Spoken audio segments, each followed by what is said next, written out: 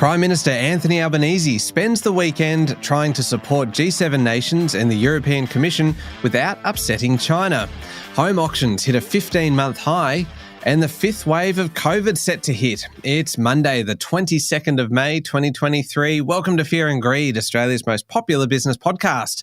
I'm Michael Thompson, and good morning, Sean Aylmer. Good morning, Michael. Sean, immediately after the show, you have a really interesting interview coming up with Brian Hahn, Senior Equity Analyst at Morningstar. This is a fantastic one for investors. Sure is. Brian is all about looking for opportunities. So what we talk about is where he sees opportunities in the market. And we talk about some specific stocks. Now, obviously, you need to go out and get personal advice on this. But in terms of just ideas around investing and the way to think about it, this is definitely a chat Brian and I had that you need to listen to. Yeah, it's coming up a little bit later on, but the main story this morning, Sean, is a big one. Prime Minister Anthony Albanese has backed the Group of Seven's condemnation of China's economic coercion and military aggression and has pledged to step up cooperation with the United States, Japan and India on infrastructure and also on clean energy projects in the Pacific. We had a very, very busy Prime Minister over the weekend.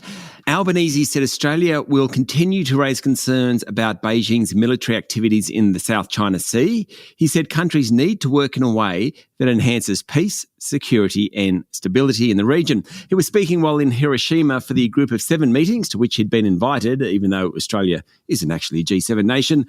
Albanese also chaired the Quadrilateral Security Dialogue, Quad. Originally, that was scheduled for Sydney this week, of course, but it was held on Saturday night on the sidelines of G7. The grouping of Australia, the United States, India and Japan didn't name China in its 3,000-word joint statement, but it did say that members strongly oppose, and I quote, actions that seek to change the status quo by force or coercion. The Quad has agreed to step up efforts to support Pacific Island nations by building submarine cables, communications networks and cooperating on infrastructure, investment, clean energy and vaccines. As I said, the Prime Minister was very, very busy, though. He also met Joe Biden, and the US President agreed to push US Congress to back Albanese's request for Australia to be treated as a domestic source under the Defence Product Act. What that means, that should boost US investment in Australian defence manufacturing and critical minerals. He also met with European Commission President Ursula von der Leyen and said he's confident that a free trade deal with Europe will progress, whatever that means, when he travels to NATO in July. Albanese told Japanese Prime Minister Fumio Kishida that Australia is committed to remaining a reliable supplier of energy to Japan. All the while, Canberra and Beijing, of course, are getting closer. Now, China wasn't impressed with the G7 over the weekend and put out a statement to say exactly that. But Albanese is treading a very, very fine line by trying to improve relations with our biggest trading partner and hopefully drop some of those prohibitive tariffs and bans on some of our products whilst kind of being part of the international community. Sean, the communique, really, all in diplomacy, and we've talked about this before, every single word matters, doesn't it? Yeah, sure does. Can you imagine that statement put out by the Quad afterwards? Can you imagine being the person responsible for drafting a 3,000-word joint statement and making sure that every word in it means exactly what you need it to mean, sends the right kind of subtle messages, and also doesn't offend the wrong person or offend the right person too much? I used to write front page stories for papers I worked on, the Financial Review, the Sydney Morning Herald, and the scrutiny those stories went under. Well, the Quad thing would be about 1,000 times that. Oh, it was painful. Oh, and speaking, Sean, of kind of the language used in these communiques, the one from the G7 summit, that was fairly kind of pointed on China, wasn't it? It sure was. I mean, it included a pledge to work together to stop Chinese economic coercion, as well as calling for peace and stability in the Taiwan Strait. The statement effectively addressed criticisms that the G7 isn't really doing enough about China's economic coercion and said the group will counter malign practices such as illegitimate technology transfer or data disclosure, while also avoiding unduly limiting trade and investment. We all knew who they're talking about there. Yeah, we do. Plenty happening on the world stage, Sean. Let's bring it back home. What happened on local markets on Friday? The S&P ASX 200 closed up just a bit over 0.5% to 7,280 points. For the full week, the market was up just a touch. Technology stocks did best on Friday, while utilities, minerals and industrials were down. Among the banks, Commonwealth Bank was up nearly 2%, NAB Westpac and ANZ were also 1% higher or more. Macquarie Group finished 2% higher. Among the big miners, Woodside was up a touch. Fortescue Metals Group, Rio Tinto, Newcrest and Santos were all down. The retailers were mixed, while Telstra had a strong session, finishing up 1%. And much activity on international markets over the last couple of days? Funny, there wasn't a lot of activity, but there was some really interesting commentary made. Now, Jerome Powell, head of the US Federal Reserve, came out and said the credit crunch expected in the aftermath of recent bank failures, what that means is it just becomes hard. A credit crunch is when it really becomes harder to get a loan. Think of it that way for most of us. Well, that may limit how much the US central bank needs to raise its benchmark interest rate. He emphasised the high degree of uncertainty clouding the economic outlook. That's pretty big news for market watchers, particularly given the US central bank has lifted the target rate by 5 percentage points over the past 15 months. He's basically saying because of all the carry-on, shall we say, in the banking sector, that may mean they may not have to lift rates quite as much. Quickly, Michael, a shout out to Aussie James Gorman. He's run Morgan Stanley, one of Wall Street's biggest banks since 2010. Over the weekend, he announced he'll stand down in sometime in the next 12 months. He certainly has been, among the very, very top level of business leaders, certainly from Australia, but on Wall Street as well. And we head into the week with the Aussie dollar trading at about 66.5 US cents. Do you ever get the feeling, Sean, that we're in for a big week this week? Yeah, I reckon we are. Like today's a big day. There is plenty happening today, and it just feels like we're going to get to the end of the week and go, yeah, we were right. We made an accurate prediction. It was a big week. But when you run a show like this, every week's big, Michael. Oh, well played, Sean. Lovely segue into the break. We'll be back in a moment with the rest of the day's business news.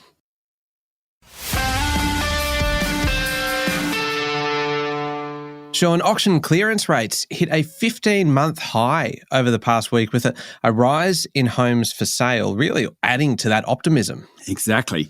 The preliminary clearance rate hit 75.3% across the 6 capital cities for the week, even as the number of auctions headed towards 2,000. Now, Melbourne held most auctions, 834, and its clearance rate was 74.4%.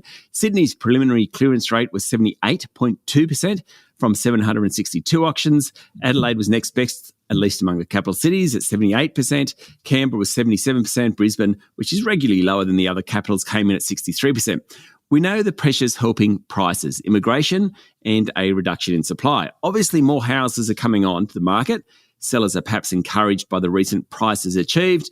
That takes some pressure off prices. But on the demand side, immigration has added enormously. I mean, there's about 200,000 extra homes needed. That's the estimate anyway from AMP. And housing finance stats suggest there's not exactly a pipeline of new properties being built, well, at least not a strong pipeline. So there certainly is that pressure to push up prices. So is that kind of good news then from the housing market, Sean?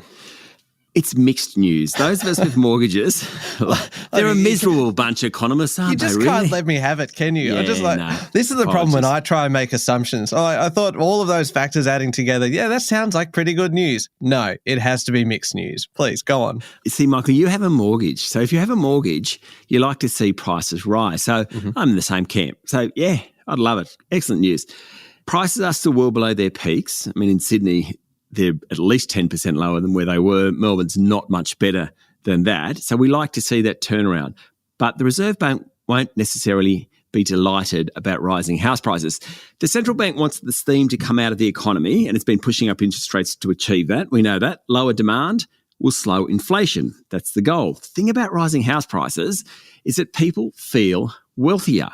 Confidence picks up. Even if you're not selling your home, you kind of know you've got a very valuable asset and you're more likely to spend money. It's called the wealth effect, and it's a real thing in economics. I was about to ask you. I was thinking, is this the wealth effect? Because I've heard that term come up a few times, and I thought, I'm going to have a chance here to drop some terminology, and you beat me to it. So thanks for that one too, Sean. Sorry.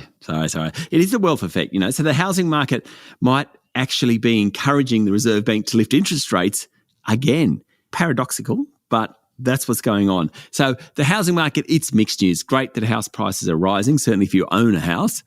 The problem is that it probably will stimulate demand. Now, Sean, you mentioned this one in our weekend edition. It's worth revisiting because this is a good news story if you're travelling somewhere soon. Qantas will return more aircraft to service and lift international capacity much faster than initially expected and hopes to be back at 100% of its pre-pandemic level by March 2024. The airline will commence flying 2 Airbus A330s from Finland's Finnair. They'll help add 1 million more seats to its international network from late October this year. This will include a big capacity jump to China, with Qantas restarting daily Sydney-Shanghai flights for the first time in 3 years. It will increase the number of flights from Sydney and Melbourne to Hong Kong. That's from about October. Mind you, not everyone is happy. Local unions are very upset, to put it mildly, that Qantas will be using non-unionised staff, so outsourced staff effectively, to run the planes. My favourite thing, obviously, about what you do, Sean, is that you provide the context to all of these stories. Though I suspect the one piece of context I didn't need there was the fact that Finnair is from Finland. I was probably able to get that one on my own. Possibly. I appreciate you kind of stepping me through it gradually. Moving on, Austal has secured a contract to design and build a surveillance ship for the US Navy that could then be expanded to 6 more ships, potentially raising the total value of the contract to $3.2 billion.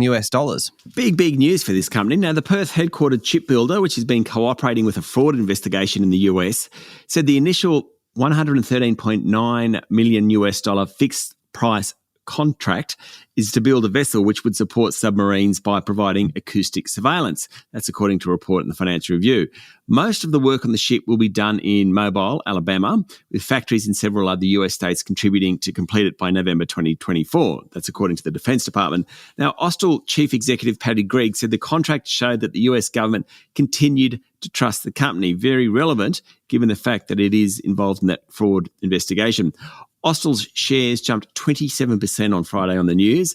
It was one of the 2 bidders for the contract, which includes an option to build up to 6 more ships. Now, if all those options are exercised, Austal will be building the ships until June 2034, worth about $3 billion. Now, here's an update, Sean, on a story that it feels like we've been talking about for a very, very long time now. The federal court has fined AMP $24 million for charging thousands of dead clients for insurance and financial advice, even though the wealth giant knew they'd passed away. We have been talking about it, but I still can't get my head around this story. It is still gobsmacking. It is shocking, isn't it? It is. It really is. Now, as part of the Hayne Royal Commission, AMP admitted in 2018 that it had collected more than $600,000 in fees from these clients, as it had no policy or system in place to stop dead clients being charged. Mostly they were in AMP superannuation accounts and were charged for life insurance despite not being alive, basically. ASIC pursued the court case in 2021, and late last week, the federal court fined AMP Life $18 million for its role in the misconduct, and AMP Financial Planning $6 million. AMP will also have to run ads outlining what it did on its website for 3 months and on its investor-only web pages for 1 year. And finally, Sean, epidemiologists are warning that Australia is heading into its 5th wave of COVID. Well said.